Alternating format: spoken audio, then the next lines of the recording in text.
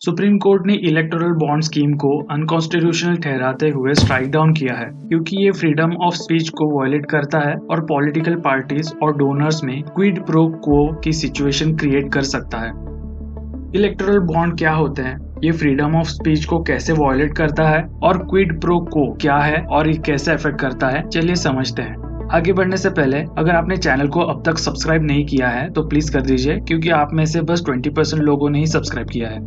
Electoral bond scheme 2017 में BJP government ने पास किया था, जिसमें कोई भी स्टेट बैंक ऑफ इंडिया से इंटरेस्ट फ्री बॉन्ड्स खरीद कर किसी भी पॉलिटिकल पार्टी को दे सकता था, जिससे वो पॉलिटिकल पार्टी एनकैश करके उस पैसे को अपने हिसाब से यूज कर सकती है। ट्रांजैक्शन में डोनर और रिसीवर की आइडेंटिटी कॉन्फिडेंशियल रखी होती है, पर सेंट्रल गवर्नमेंट इस इंफॉर्मेशन को एक्सेस कर सकती थी कि किसने किसे कितना फंड दिया, क्योंकि गवर्नमेंट एसबीआई को कंट्रोल करती है।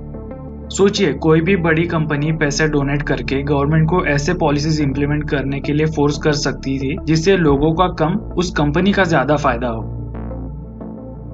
मैं आपके लिए ये करूंगा, आप मेरे लिए वो करना, इसी को क्विड प्रो क्वो कहते हैं। सबसे बड़ी बात तो हमें यानी वोटर्स को इस बारे में कुछ इन्फॉर्मेशन देने का कोई क्लॉज नहीं था, जो बिल्कुल भी डेमोक्रेटिक नहीं है, क्योंकि गवर्नमेंट और बिजनेसमैन में क्या डील हो रही है हमें कुछ इन्फॉर्मेशन नहीं है।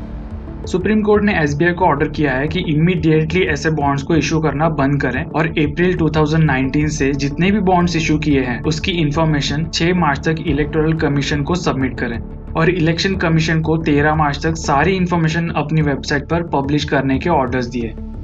देखना यह है कि इस बारे में आगे और कितनी इंफॉर्मेशन बाहर आती है।